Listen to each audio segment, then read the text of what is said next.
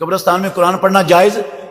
نہیں ہے، جائز ہی نہیں ہے، نہ دفن کر کے، نہ دفن کرنے کے بعد، نہ دفن کرنے سے پہلے، نہ کسی وقت بھی قبرستان میں جا کر۔ قبرستان قرآن پڑھنے کی جگہ ہے ہی نہیں۔ الا یسبح بحمدہ، میں کائنات کی کوئی چیز ایسی نہیں جو اللہ رب العزت کی حمد و ثنا کے ساتھ اس کی پاکی بیان نہ کرے۔ تو یہ کھجور کی شاخ، یہ درخت، یہ گھاس، یہ اللہ رب العزت کا ذکر کرتی ہیں۔ تو جس جگہ پہ اللہ کا ذکر ہو اس جگہ پہ اللہ کا عذاب نہیں رہتا۔ چنانچہ یہ علامہ قرطبی بہت بڑے امام ہیں،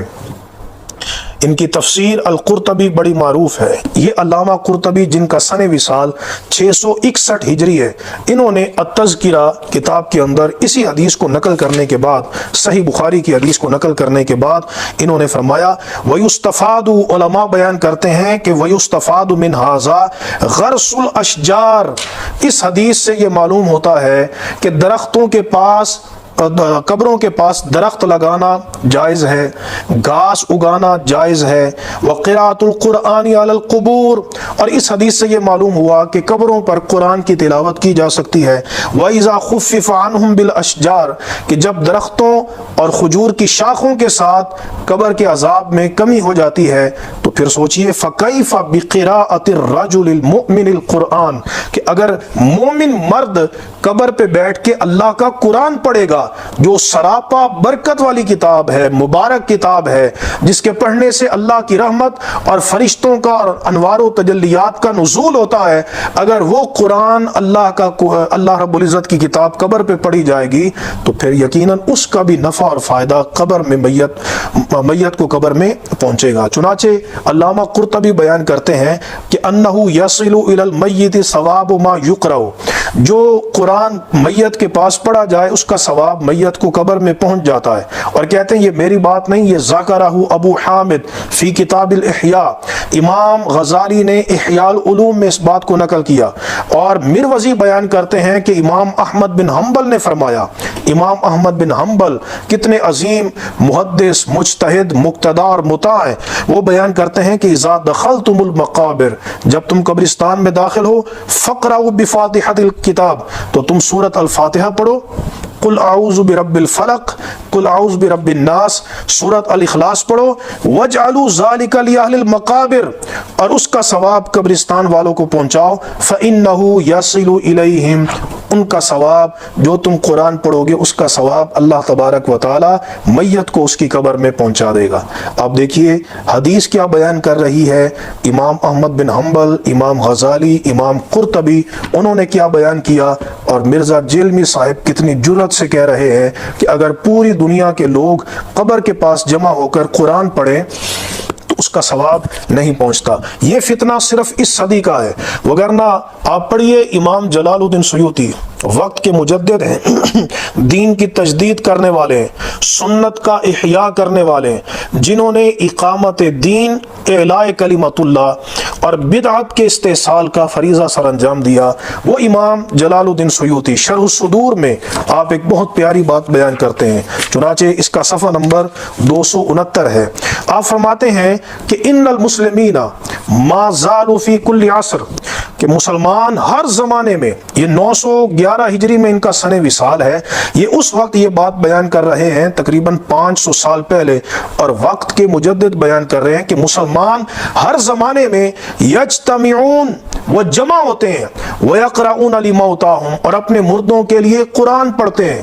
ہمیشہ سے ہر زمانے میں مسلمان جمع ہوتے ہیں، اپنے مردوں کے لیے قرآن پڑھتے ہیں، من غیر نکیر، اس کا کوئی انکار نہیں کرتا، علماء بھی اس کو برقرار رکھتے ہیں۔ فکان ذالک اجماعا، جب اس میں کسی نے بھی انکار نہیں کیا تو پھر گویا کہ پوری امت مسلمہ کا اس بات پر اجماع ہے کہ قرآن پڑھنے سے اس کا ثواب میت کو قبر میں پہنچتا ہے۔ امام نووی شرح مہذب میں بیان کرتے ہیں کہ یستحب لزائر القبور، قبروں کی زیارت کرنے والے کے لیے مستحب یہ ہے کہ ان یقرأ ما تیسر من القرآن، کہ وہ جتنا ہو سکے وہ قرآن کی تلاوت کرے، اور پھر یدعو لہم، ان کے لیے دعا کرے، اموات کے لیے دعا کرے۔ اور امام جلال الدین سیوطی بیان کرتے ہیں کہ علامہ نووی نے بیان کیا، نص علیہ الشافعی، یہ مسئلہ امام شافعی نے بیان کیا، واتفق علیہ الاصحاب، اور اس پر امام شافعی کے اصحاب نے اتفاق کیا۔ یہ میرے ہاتھ میں موجود ہے کتاب الروح، یہ کتاب الروح ہے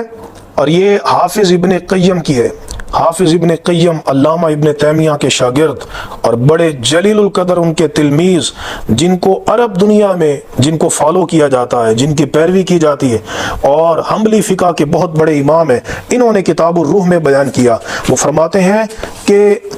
ذکر عن جماعت من السلف، سلف صالحین کی ایک جماعت نے بیان کیا کہ انہوں نے وصیت کی ان یقرأ عند قبورہم، کہ ان کی قبروں کے پاس قرآن کی تلاوت کی جائے وقت دفن کے وقت۔ اور فرماتے ہیں یروى، مروی ہے کہ حضرت عبداللہ بن عمر رضی اللہ تعالیٰ عنہما جو عالم بالسنہ ہے، وہ انہوں نے حکم دیا امر ان یقرأ عند قبرہ سورۃ البقرہ۔ یہ حافظ ابن قیم بیان کر رہے ہیں کہ حضرت ابن عمر نے حکم دیا کہ جب میری تدفین ہو جائے تو میری قبر پر تم سورۃ البقرہ کی تلاوت کرنا۔ تو اگر کوئی نفع نہیں پہنچتا تو یہ مسئلہ آج کے دور میں مرزا جہلمی صاحب کو سمجھ آ گیا، پر نہ حافظ ابن قیم کو سمجھ آیا، نہ امام شافعی کو سمجھ آیا، نہ علامہ قرطبی کو سمجھ آیا، نہ امام جلال الدین سیوطی کو سمجھ آیا، نہ علامہ نووی کو، نہ حضرت عبداللہ بن عمر رضی اللہ تعالیٰ عنہما کو، کہ جو وصیت فرما رہے ہیں کہ میری قبر پر تم نے سورۃ البقرہ کی تلاوت کرنی ہے۔ اسی طرح علامہ نووی الاذکار میں بیان کرتے ہیں، الاذکار یہ بھی امام نووی کی بڑی معروف کتاب ہے، اس میں انہوں نے امام شافعی کے حوالے سے بیان کیا اور امام احمد بن حنبل کے حوالے سے کہ ذہب احمد بن حنبل و جماعت من العلماء، امام احمد بن حنبل علماء کی ایک جماعت اور امام شافعی کے جو اصحاب ہیں ان کا نظریہ یہ ہے کہ انہ یصل ثواب قراءۃ القرآن، کہ قرآن کی تلاوت کا ثواب ان کو پہنچتا ہے۔ وہ کہتے ہیں کہ جب قاری قبر پر قرآن پڑھ لے تو فراغت کے بعد وہ یوں عرض کرے اللہم اوصل ثواب ما قرأتہ الی فلاں، اے اللہ میں نے جو قرآن پڑھا ہے اس کا ثواب میں فلاں میت کو پہنچاتا ہوں۔ لہٰذا اتنا جرت کے ساتھ یہ کہہ دینا کہ پوری دنیا کے لوگ قرآن پڑھیں تو اس کا میت کو نفع نہیں پہنچتا، یہ احادیث کے بھی خلاف ہے اور تصریحات علماء کے بھی خلاف ہے۔ اللہ رب العزت ہم سب کو حق اور سچ پر عمل کی توفیق عطا فرمائے۔ وآخر دعوانا ان الحمد للہ رب العالمین۔